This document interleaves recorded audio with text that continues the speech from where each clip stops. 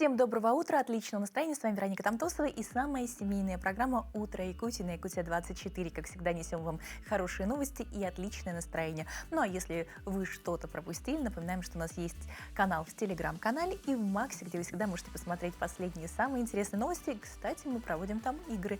Да, вчера подвели итоги, и кто-то получил свой сюрприз. Но не расстраивайтесь, у вас такая же возможность будет в следующий вторник. Ну а прямо сейчас, конечно, как всегда, спешу рассказать о том, что же у нас за окном.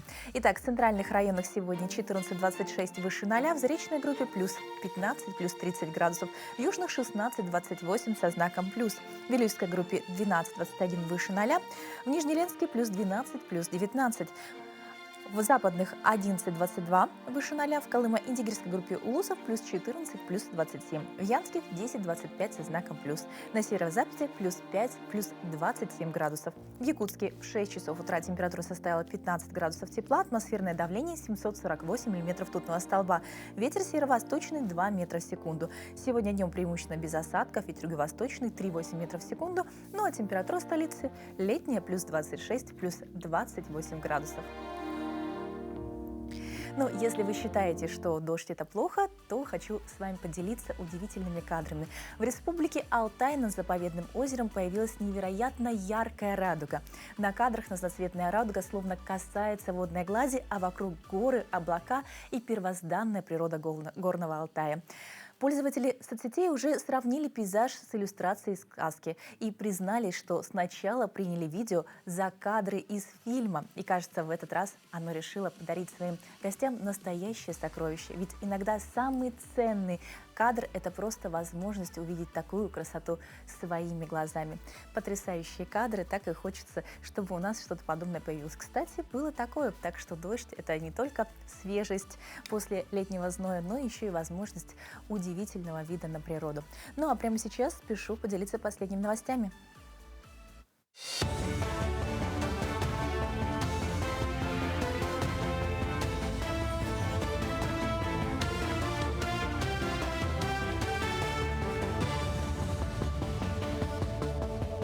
Доброе утро, Якутия. Далее блок новостей. Замсекретаря УП России Владислав Гриб предложил ввести на федеральном уровне скидки на оплату ЖКХ для неработающих пенсионеров. Инициатива предполагает расчет льготы пропорционально площади жилья, что особенно важно для жителей частных домов в малых городах и селах, чьи расходы на содержание жилья выше. По мнению автора предложения, такая мера поддержки поможет снизить финансовую нагрузку на пожилых людей и предотвратит отток населения из сельской местности в крупные города.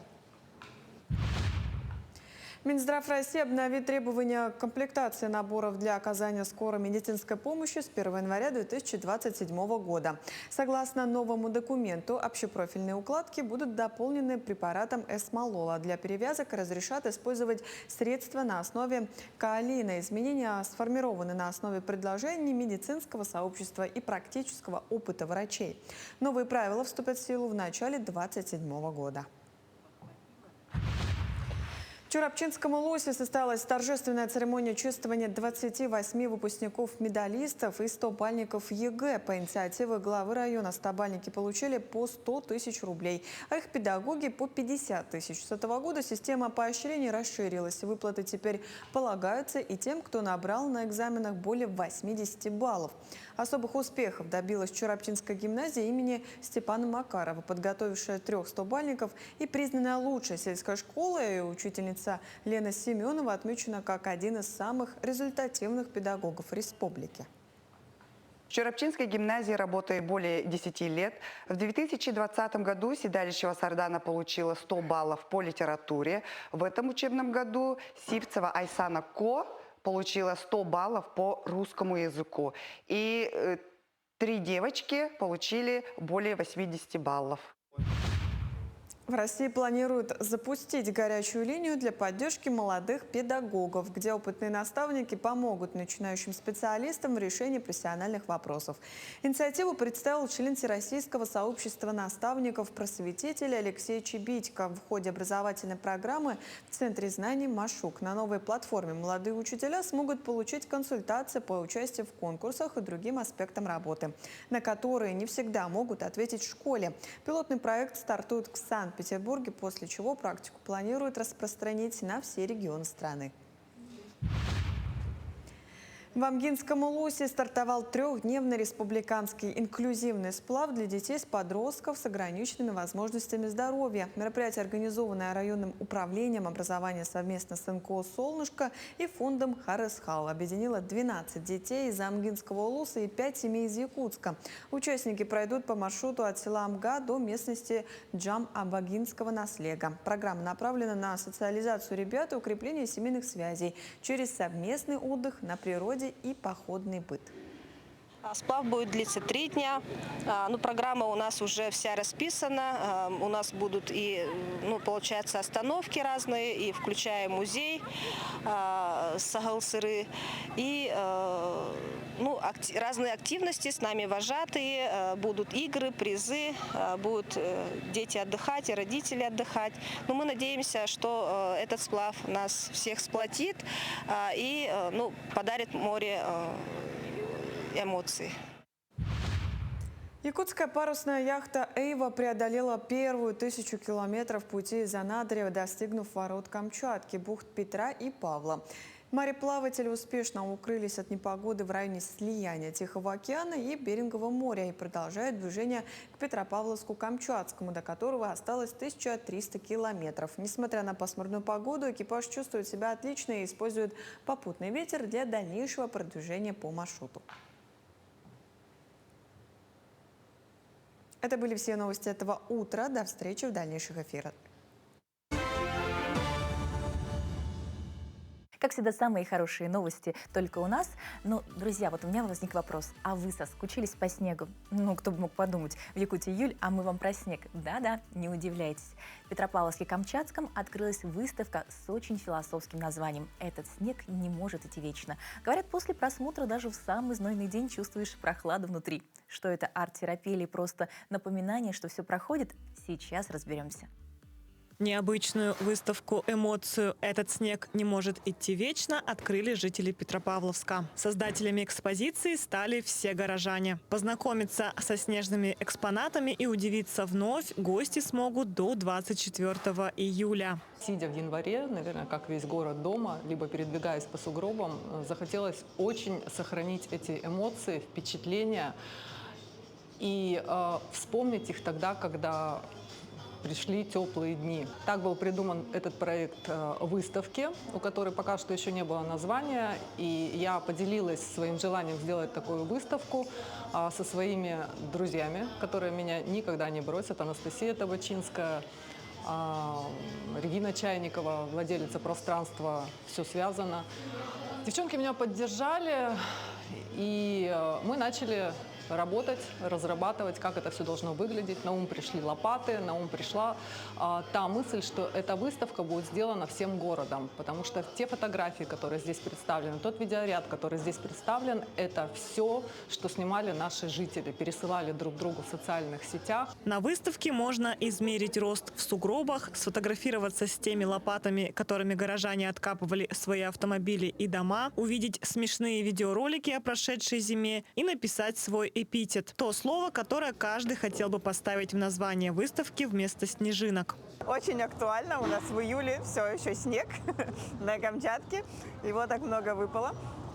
Такие прекрасные открыточки на память о нашем 2026. Классные фотки. Попробовали мороженое снежное, вкусное. Интересно. Классное мероприятие. Такой необычный формат.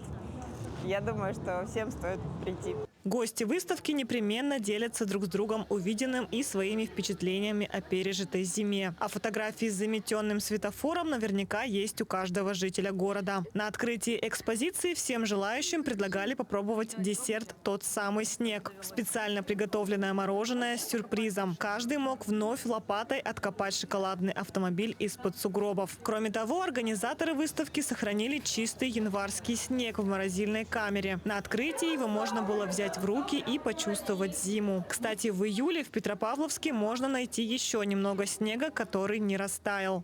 Мы все в городе были в шоке от этого снега. Я очень рада, что появилась такая выставка, которая может и гостям города рассказать об этом непрекращающемся снегопаде. Мы живем в частном доме, и нас засыпало просто... Мы не могли никуда выехать. Для нас это была какая-то зимовка, как будто мы оказались отрезаны от всего внешнего мира. С кошкой, с собакой, со всей семьей.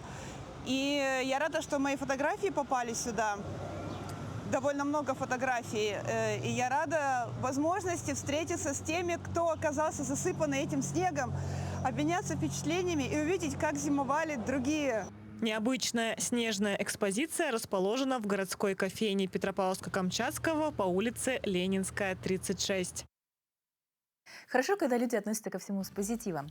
Ну, а у нас для вас продолжение полезных и интересных новостей. Собираетесь в рабочую командировку за границу или хотите провести отпуск на зарубежном курорте? Без загранпаспорта точно не обойтись. Сейчас расскажем, как можно оформить загранпаспорт и что для этого нужно. Расскажет Надежда Оконешникова, специалист клиентской службы Центра «Мои документы». Надежда, доброе утро. Здравствуйте. Спасибо, что к нам пришли. И вот как оформить загранпаспорт? Ну, наверное, все задавались этим вопросом, но нужно искать, поэтому хотим рассказать в прямом эфире. Так. Ну, что собираем? Какие документы? При подаче заявления, да? Да. На загранпаспорт дети до 14 лет, свидетельство о рождении и паспорта родителей, также в обязательном порядке гражданство. От 14 до 18 лет дети с паспортом, паспорт, свидетельство о рождении и паспорта родителей. А То есть взрослым? дети с паспортом и без паспорта все равно все подходят с представителем, то есть с родителями. Родитель и ребенок подписывает заявление. Ребенок с паспортом тоже. А если взрослый подает? От 14 лет госпошлина идет 6 тысяч, как у взрослого. От 18 до 30 лет граждане мужского пола, там дополнительно требуется военный документ. Всё. И паспорта. Хорошо. Так, и вот вы сказали гражданство. Это вот такая бумага, с которой с красной печатью о том, что гражданин Да, Российской да. Федерации. Класс. Все. Потому что все забывают, что же нам, куда же нам бежать. А можно ли иметь несколько загранпаспортов? Да, можно, но при условии, если второй паспорт именно нового образца должен быть, то есть на 10 лет. Если, например, вы хотите оформить на 5 лет старого образца, то предыдущий действующий загран обязательно аннулируется. А чем отличается загранпаспорт нового образца от старого образца? Старого образца идет на 5 лет, там госпошлина 2000 на взрослого, а на детей до 14 лет 1000 рублей. Нового образца идет с биометрией и микрочипом, там при оформлении сами фотографируем. Например, если подаете через МФЦ, там есть специальная криптокабина, и там делаем фото, а на 5 лет уже с готовой фотографией должны подойти. Звучит, конечно, как новые технологии. Криптокабина. В каком случаях можно ускорить оформление загранпаспорта и что для этого необходимо? Ускоренное оформление предусмотрено только на загранпаспорта на 5 лет. То есть старого образца. Там, если при тяжелой болезни, либо при смерти родственника, должен быть подтверждающий документ. И сколько это ускорено? Ускоренное там 2 недели. Если обычный загран оформляется месяц, то в ускоренном немножко быстрее делают. Ну да, на целых 2 недели. Правда ли, что с этого года несовершеннолетние россияне смогут выезжать за пределы Российской Федерации только по загранпаспорту? Такие изменения с 20 января текущего года.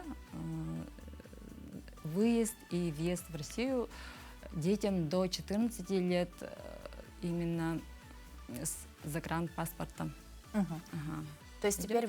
Также такие страны, как Абхазия, Казахстан, Кыргызстан, Белоруссия, Южная Осетия, там въезд тоже детям до 14 по загранпаспорту. То есть, казалось бы, безвизовая страна все равно требуется, да?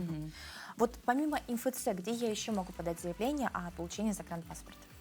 Помимо МФЦ можно через сам орган, через МВД, подав заявление через госуслуги, то есть электронно подается, и МВД отправляет приглашение.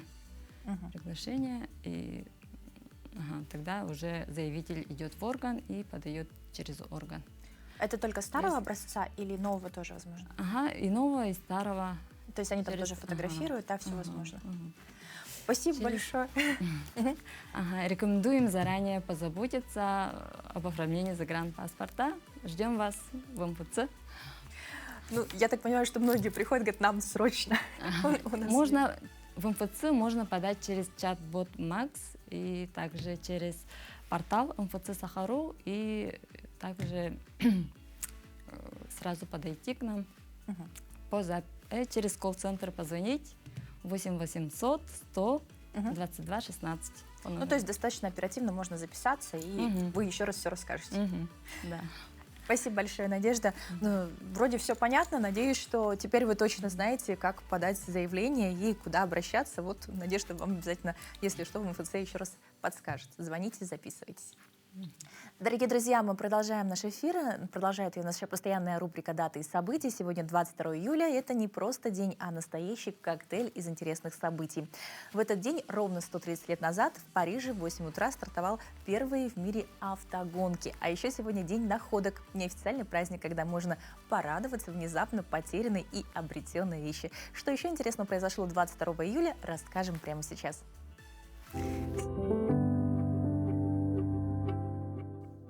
На календаре 22 июля. Сегодня отмечают Всемирный день мозга. По народному календарю в этот день отмечается память двух святых – священномучеников Панкратия и Кирилла. На Руси на Панкратия и Кирилла всей семьей пробовали первые огурцы.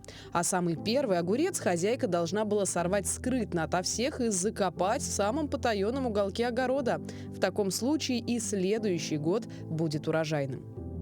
День в истории. В Москве в имении графа Шереметьева открылся театр-дворец Останкино.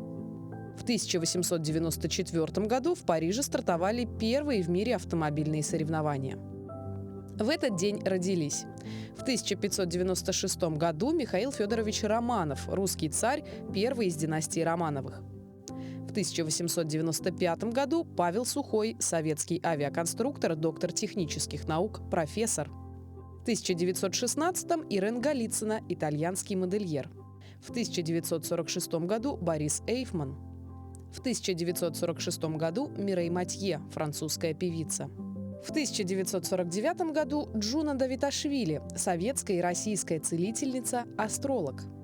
В 1951 году Олег Газманов, советский и российский эстрадный певец, композитор и поэт, народный артист России. В 1966 году Иван Охлобыстин, российский актер, сценарист, режиссер, журналист, телеведущий. Именины сегодня отмечают Александр, Андрей, Иван, Кирилл, Константин, Михаил, Федор. Для всех, у кого сегодня важность дня знаменуется подачей документов, спешим на помощь. В Северо-Восточном федеральном университете разгар приемной кампании. Как изменились правила поступления, что ждут абитуриенты, как принимают документы, график работы приемной комиссии. Обо всем этом в нашем специальном сюжете. Я поступаю на факультет ЕКМ на направление культурология. После СПО, после среднего образования, хочу получить высшее образование. И мне очень интересна наша якутская культура, и хочется в это углубиться, ну и получить высшее образование. Экзамен хорошо, спокойно, немного к ним подготовилась, сильно не волнуюсь. Организация тоже спокойная, все очень дружелюбно. Сотрудники комиссии помогают разобраться с бумагами, отвечают на вопросы и подсказывают, как правильно заполнить заявление. В этом году в СВФУ почти 4000 бюджетных мест, так что конкуренция серьезная. Например, на филологическом факультете тоже есть свои особенности. Для некоторых направлений нужно не только подать документы, но и пройти творческое испытание.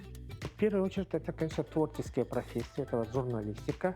Во многих вузах есть как раз именно вот это творческое испытание. Это, в первую очередь, работы журналистики, опубликованные или вышедшие в эфир, или же еще они имеют право написать эссе. Также это еще важно, конечно, и собеседование, потому что мы должны понять, насколько абитуриент мотивирован стать журналистом, да, это тоже, мне кажется, важно. Но это общее требование, можно сказать, профессии журналиста. Да. То есть мы должны проверить его потенциал этого абитуриента именно в творческом плане. Для удобства абитуриентов подача документов и вступительные экзамены могут проходить как очно, так и заочно. Ребята из дальних районов и из любой точки страны могут подать документы через госуслуги сразу на 5 направлений. Там же можно проверять списки абитуриентов. Отбор будет идти потом по результатам экзаменов. Да, поэтому вы можете подать все дистанционно дома. Если в чем-то сомневаетесь или что-то не получилось, вы можете прийти сюда, в главный учебный корпус. И на втором этаже есть научная библиотека университета, где сидят операторы, и к ним можно подойти со своими вопросами. Они помогут разобраться, что-то изменить, какие-то галочки, где вы не там поставили, поэтому возникли проблемы, добавить документы, проверить, все ли есть. Также на втором этаже сидят юристы, которые проверяют, подходят ли ваши документы на льготную категорию, да, на особую квоту или на отдельную квоту, где дети и участники СВО у нас числятся. Вот здесь очень внимательно все проверяется, чтобы ребят всех обязательно найти и всем предоставить эту льготу, чтобы никто не пропал. Поэтому мы работаем с двух сторон. Мы, как отборочная комиссия, проверяем анкеты по компьютеру. У нас тут 2 компьютера, мы с ними с утра до вечера за ними сидим, да. И есть целый штат операторов, которые специально обрабатывают анкеты и отмечают, что нужно добавить абитуриентам, чтобы они все свои возможности использовали. На филологическом факультете есть 4 педагогических направления, отдельные программы с 2 профилями подготовки, а еще филология, журналистика и реклама связями с общественностью. На каждом из этих направлений есть бюджетные места, но платных в этом году сильно урезали. Здесь больше всего бюджетных мест мы имеем на педобразование. У нас 2 профиля педобразования. Педобразование с работой на русском и английском языках в школе и педобразование, преподавание русского языка и литературы. 23 места на одном, 23 места на другом. Да, по филологии выделено 20 бюджетных мест, на журналистику выделено 8 бюджетных мест, а на рекламу всего 6 бюджетных мест. Но вот у каждого из них есть еще небольшое количество коммерческих. Вот. Ребята, когда подают документы, имеют право выбрать не только профили, но и сразу определить приоритет. То есть из всех выбранных специальностей они сразу могут указать, какая специальность для них в приоритете при зачислении. И когда будут формироваться списки, то в первую очередь они будут зачисляться по выбранному приоритету. Но приоритет можно поменять в любой момент до выхода приказа о зачислении. После уже нельзя, вы уже будете считаться студентами. На этом прием в СВФУ не заканчивается. Заявления продолжают принимать до конца месяца. Окончательные списки будут сформированы 27 июля. Диана Борисова, Джулус Иннокентьев, Якутск. Друзья, честно признайтесь, кто сегодня утром сделал хотя бы 5 приседаний? Ну ладно, хотя бы потянулся. А на самом деле всего 10 минут, и ваш день перевернется с ног на голову в хорошем смысле. Готовы? Встаем с диванов, откладываем телефончики и повторяем за нашим инструктором.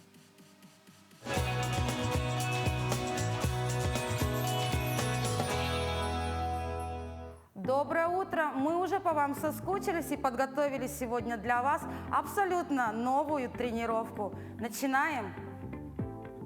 Поехали! Разогрев. Дышим, дышим. Еще. Продолжаем. Хороший темп. Удерживаем его на протяжении всей тренировки. Выдох. Выдох. Еще.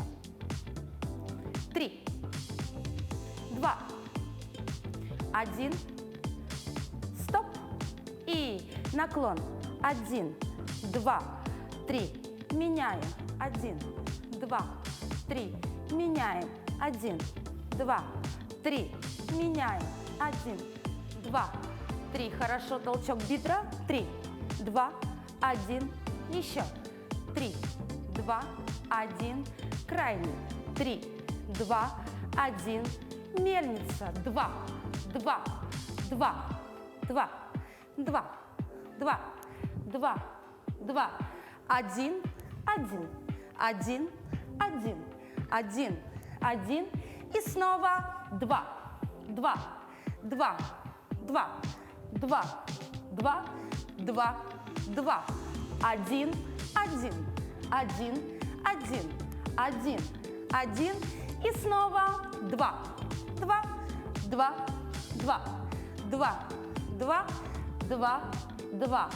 1, 1, 1, 1, 1, 1, 1. Закончили, растем. Развернули носочки, уходим на полупальцы и приседаем. 1, 2, 3, 4, 5, 6, 7, 8, 9, 10, 1, 2, 3, 4, 5, 6, 7, 8, 9. Закончили. Собрали ножки. И переходим на коврик. Будем прорабатывать мышцы брюшного пресса. Через колено перекат. Уходим вниз, позвонок за позвонком. Отстраиваем бедро. Уводим руки за голову и на скручивание 20 раз. И 20, 19, 18, 17, 16, 15, 14, 13, 12, 11, 10, 9, 8, 7, 6, 5, 4, 3, 2, 1. Прижали бедра к животу. 3, 2, 1. Далее вытянули левую ногу, увели вниз, правую притягиваем к животику, плечевой пояс оторвали, протяжка. 3, 2, 1. Меняем ногу. 3, 2, 1. Хорошо, смена. 3, 2, 1. Меняем. 3, 2, 1. Согнули колени. Выросли. Наша тренировка вас взбодрила. Мы ждем вас в следующий раз. А сегодня мы желаем отличного и продуктивного дня. Спасибо нашему инструктору. Уверена, день будет очень продуктивным. Ну что, взбодрились и проснулись? Ну, конечно, самое время помечтать. Друзья, ну кто из нас не мечтал о собственных маленьких джунглях прямо в квартире, чтобы фикус под потолок, монстера до соседей, а денежное дерево приносило, ну, вы поняли. Но покупать взрослые растения дорого, а растить из отростков так ли долго? И вообще, как их получать? Узнаем прямо сейчас в нашей постоянной рубрике «Сад и огород».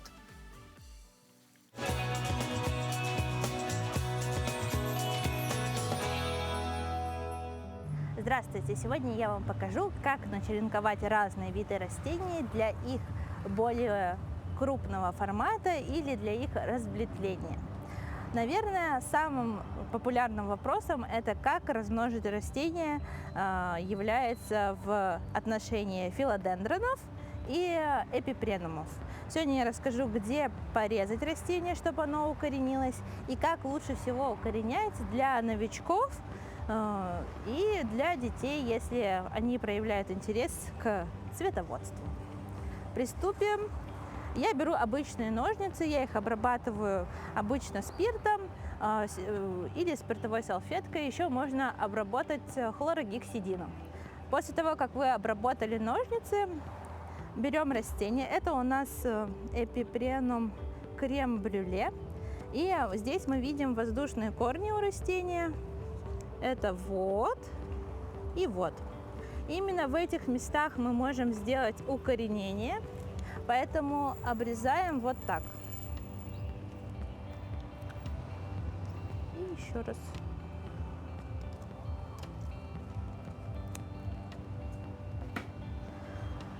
Вот так мы их порезали. У нас теперь такие две веточки. Мы можем поставить их в воду. Это один из самых простых способов. Или же присадить сюда. Но я новичкам не советую присаживать сразу к основному цветку, потому что можно не доследить, можно неправильно полить или перелить. Поэтому самым надежным способом будет чуть-чуть подсушить и потом поставить в воду. Теперь поговорим о таких более сложных растениях, как филодендрон.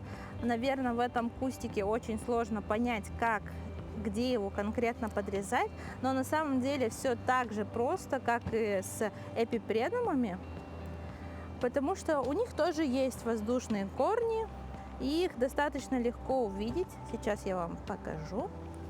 Вот у нас ствол растения, и откуда выходят листья. Чуть ниже мы видим вот такие коричневые завитульки. Это воздушные корни. Вот тут вот очень ярко можно увидеть вот воздушный корень. И его мы посадим тоже в воду, чтобы он еще толще стал и напитался влагой. Потому что так как у нас это растение без опоры, его воздушный корень, он сухой.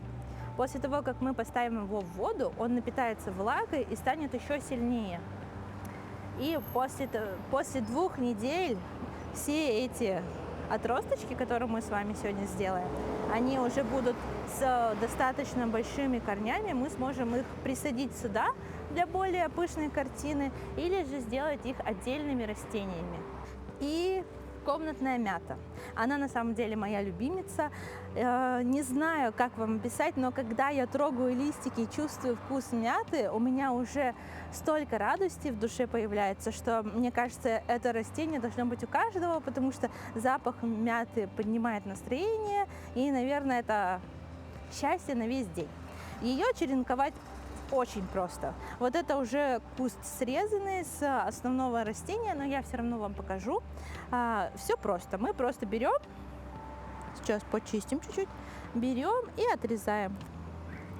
И вот таким образом ставим в воду, прямо отсюда выйдут новые корешки, и мы спокойно посадим ее в землю. Срок укоренения у растения 2-3 недели.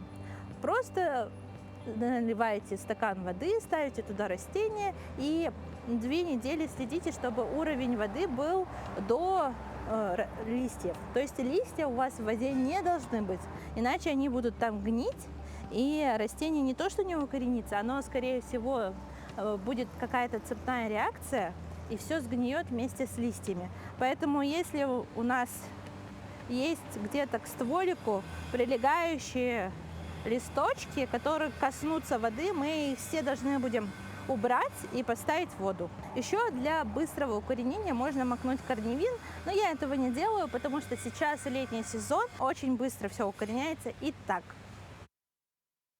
Ну а прямо сейчас переносимся в Бурятию, где вовсю гремит главное событие лета. 16-й международный фестиваль Алтаргана-2026. На ипподроме Янгажинского Датсана стартовали главные конные скачки. Только представьте, более 200 разных скакунов со всей Бурятии, из Иркутской области, Забайкальского края и даже Монголии. Где еще увидишь такой накал страстей, грацию летящих скакунов и слезы счастья победителей? Смотрим прямо сейчас. Самая долгая работа – это, конечно, чеканка по металлу. И здесь серебра очень много ушло. Эти серебряные подвески при ходьбе создают ритм, под который пели наши предки. Такие факты сохраняет семья Аллы Павловой из Закаменского района. Она потомственный чеканщик в 9-м поколении. Мои бабушки, деды участвовали в первой декаде в 40-м году, Дни Бурятии, Монголии, в Москве в 40-м году. И прадедушка сделал нож, трубку для Сталина, говорили мне. Выставка-конкурс конского убранства развернулась на территории Янгажинского Датсана. 13 мастеров из Бурятии, Монголии, Китая, Забайкалья и Иркутской области представили свои работы. Задача – сохранить уникальные особенности разных регионов. Приезжают мастера Дарханы, которые из поколения в поколение передают эти знания, этот опыт. И сегодня мы видим уникальные различия шемихенских, бурят, из Бурятии, из Закаменска. Есть свои какие-то особенности. Кульминация дня сами скачки. 12 дистанций, на каждой своя интрига. В забеге двухлеток на 1600 метров победу одержал слайдер. Его тренировал Батом Арбаев, а владелец Аюр Сампилов привез коня с Кубани. Еще один их скакун, Мафоз, пришел третьим. У слайдера это первый старт. первый старт. Он ни разу не стартовал,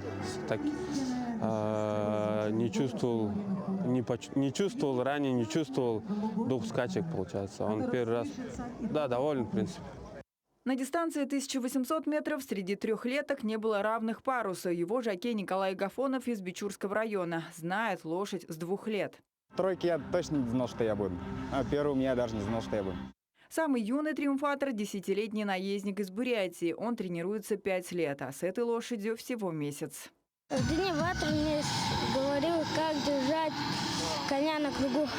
Главный забег дня – 21 километр. Именно здесь решалась судьба автомобиля. Фаворит «Тайфун» из Иволгинского района оправдал надежды. Жокей Владислав Миронов уверенно вел коня. Владелец Дамдин Жилсараев верил в победу. Команда сделала все, чтобы УАЗ «Патриот» стал их общим призом. Я тренировался около 5 месяцев. Его зовут Тайфун. Я проскакал 10 кругов, и эмоции впечатляющие. Вообще, это мне подарили коня этого. Это подарок от Бога, так сказать, да, получается. Очень мой друг, хороший дядя мой, дядя Баир Тумуров Салханаев подарил мне коня. И вот он, чемпионский конь оказался. Очень счастливый, спасибо ему большое. Скачки Морио-Рилдан установили рекорд фестиваля по числу участников. В забегах было больше 180 жокеев. Призовой фонд составил более 4 миллионов рублей. Саюна Бухаева, Евгений Сагадаев, телекомпания «Аригус». Ну, потрясающие кадры, хочется туда перенестись и тоже поделиться эмоциями. Ну а мы прямо сейчас спешим к вам с последними новостями.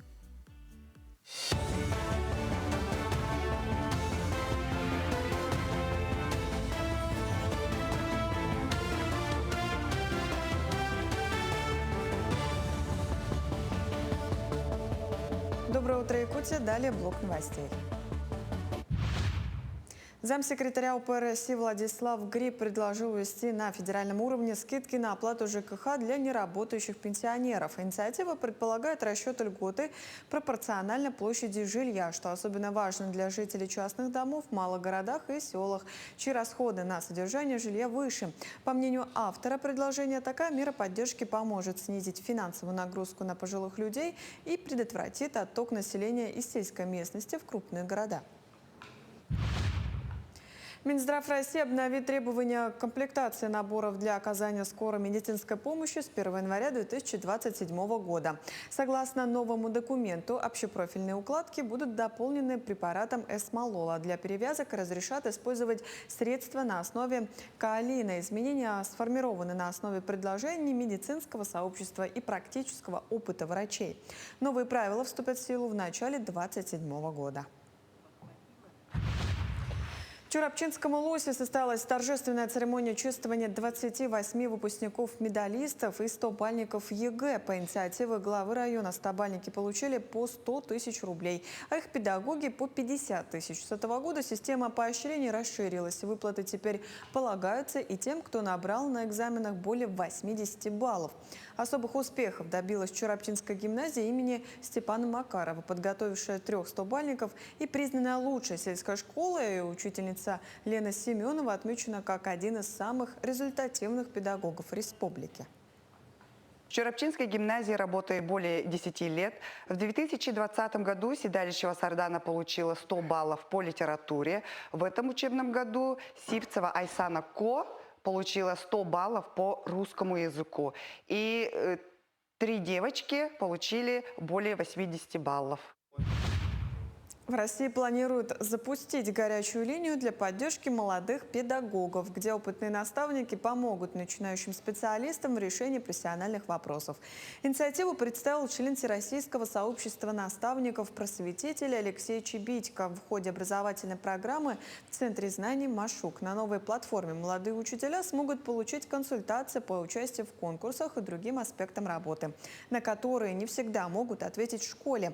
Пилотный проект стартует в Санкт-Петербурге, после чего практику планируют распространить на все регионы страны.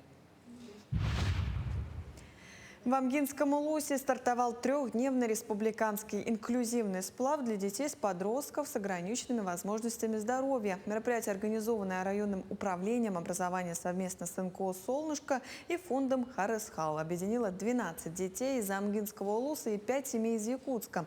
Участники пройдут по маршруту от села Амга до местности Джам-Абагинского наслега. Программа направлена на социализацию ребят и укрепление семейных связей через совместный отдых на природе и походный быт.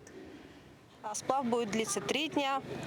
Программа у нас уже вся расписана. У нас будут и, получается, остановки разные, и включая музей Сагалсыры, и разные активности. С нами вожатые, будут игры, призы, будут дети отдыхать и родители отдыхать.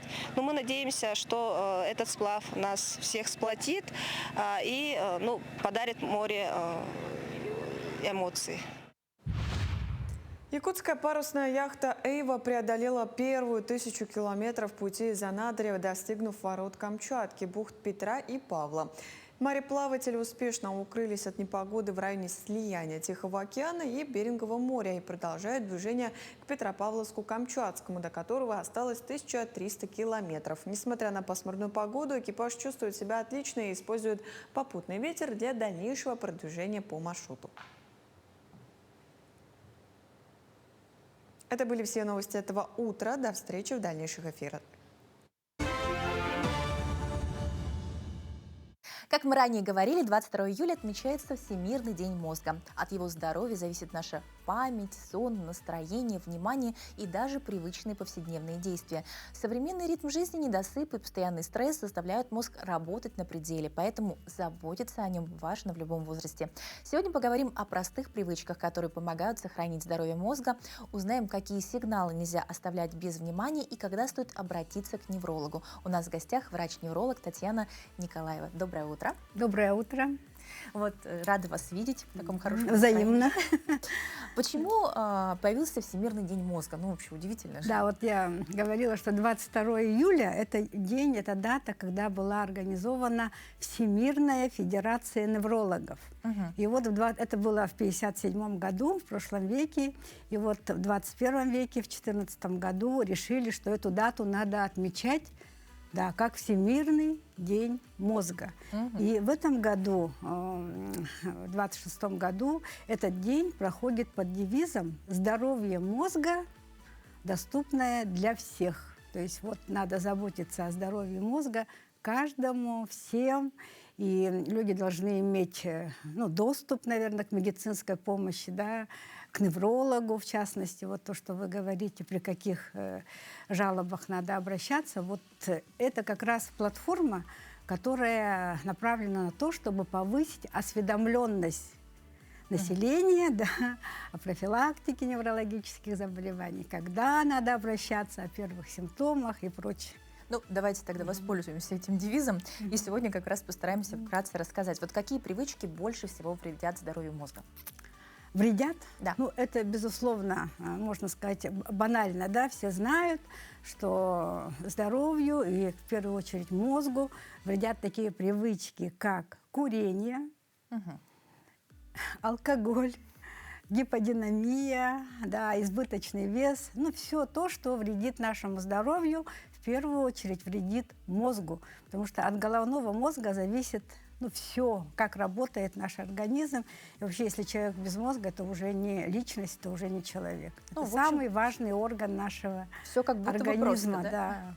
А правда ли, что хронический недосып сильно влияет на память и внимание? Насколько это верно? Да, это уже доказано, что нарушение сна – это один из факторов, который влияет на работу мозга и вообще на здоровье человека, потому что прежде всего сон – это важная часть нашей жизни, когда мозг, он работает во сне, но в это время происходит как бы избавление от ненужных не только мыслей, да, но от ненужных белков и прочее. Это вот те как раз вещи, которые приводят впоследствии, стареет мозг, и накапливаются вот эти шлаки, так скажем, по-простому, да, и они могут привести к когнитивным нарушениям и деменции. Поэтому надо спать как бы Сколько? полноценно. Ну, у каждого, конечно, свой биоритм, да, но женщинам полагается спать 8-9 часов, они спят немножко дольше, чем мужчины на час, да, мужчины 7-8 часов, это нормально, но есть такие люди, да, которые могут спать 4-5 часов, при этом высыпаться за счет полноценного сна и смены вот этих ритмов сна. Ну, то есть это От есть этого тоже, особенность. да, да, индивидуальные особенности. тоже Что есть. сделать, чтобы мозг отдохнул? Чтобы отдохнул мозг, ну, прежде всего надо, наверное, двигаться, да, и переключаться надо, да. И вот, говоря о движении, хочу сказать, что движение, оно не только тренирует мозг, оно в первую очередь тренирует сердечно-сосудистую систему, которая поставляет кислород и все питательные вещества в наш мозг, потому что мозг очень сильно страдает, когда мы не доедаем, когда мы не досыпаем и когда мы мало двигаемся, да. Вот. Поэтому, чтобы мозг отдохнул, важно переключение, так, конечно, да, занятий и двигательная активность, прогулки. Вот сейчас очень модно говорить, что ой, у меня стресс, да, ну, особенно у более молодого поколения. Какие симптомы люди чаще всего принимают за стресс, хотя по факту это повод обратиться к неврологу? Ну, стресс – это такое понятие, даже, можно сказать, в рамках медицинской терминологии нормальное. Если вы там переели, это уже стресс, да? Но тут понимают психологический стресс, да? Скорее всего, да? И, конечно, когда у человека возникает стресс, возрастает уровень кортизола, и это может привести к повышенному давлению, да? К сбою в работе сердца, других органов, да? И, конечно, очень сильно влияет на здоровье мозга, и это может привести и к депрессии, например, да, это уже сейчас вот очень распространенное, так скажем, состояние, не такая вот психиатрическая депрессия, а вот субдепрессия, да, подавленное настроение, все такое. И это, конечно, повод обратиться к врачу, потому что если человек не может сам справиться с депрессией, да, то ему помогут специалисты, медикаментозно, и это, в общем, иногда бывает очень даже необходимо, чтобы вовремя этот порочный круг прервать. Поэтому я рекомендую, конечно, обращаться к врачу, если появились признаки депрессии, вызванной стрессом. Это не только подавленное настроение, но это нарушение пищевого поведения, либо отказ от пищи, либо, наоборот, булимия бывает, да? Это нарушение сна. Это ангидония, когда ничего не радует человека, да, и человек не получает удовольствия от того, от чего раньше он прекрасно, от хорошей книги, от фильма мог получить удовольствие. А если этого нет, то это повод обратиться за медицинской помощью. И она должна быть доступна для всех. Ну, это да. Вот почему головную боль нельзя всегда считать безобидным симптомом?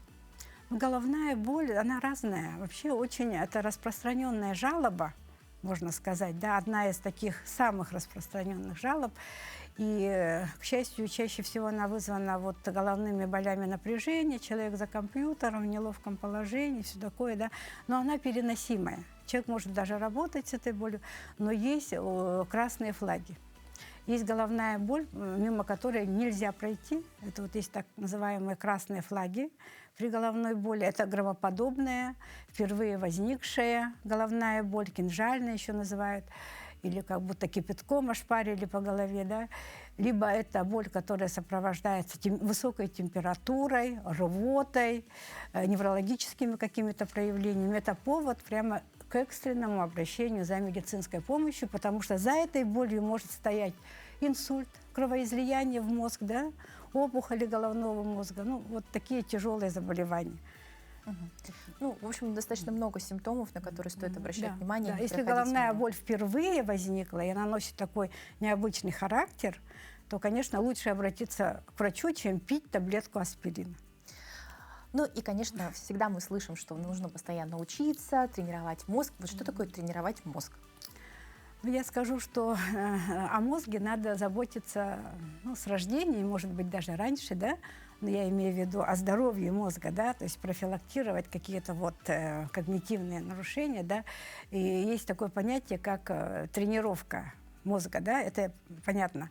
Вот. Тренировать мозг мы можем всякими способами. У нас есть анализаторы зрительные, слуховые, всякие другие. Да? То есть вот новая информация, любая новая информация, она образует новые связи, новые синапсы, да? Вот, возникают между нейронами, так сказать, это называется функциональная система и так далее. Да? То есть путем тренировки мы, вот как мышцы накачивают, да, так мы накачиваем мозг ассоциативными связями и создаем когнитивный резерв. И почему очень важно учиться вот, в молодом возрасте, да, даже некоторые говорят, после 3 лет уже поздно, да, там, детей своих там учат 3 языкам, и на скрипке и прочее, да. Вот таким образом вот создается некий когнитивный резерв, который позволяет человеку долго сохранять свой интеллект, да, свой ум, да. Вот поэтому же говорят, что у кого высокий образовательный сенс, те реже страдают там, от когнитивных нарушений, там, от деменции и прочее. Да?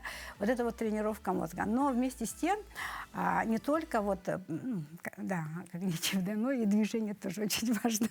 Спасибо большое. Мы, конечно, все охватить не успели. Поздравляем вас с профессиональным, можно сказать, праздником. Ну и, конечно, надеемся, что теперь доступной стало больше информации, и люди задумываются о том, насколько важно беречь свое здоровье.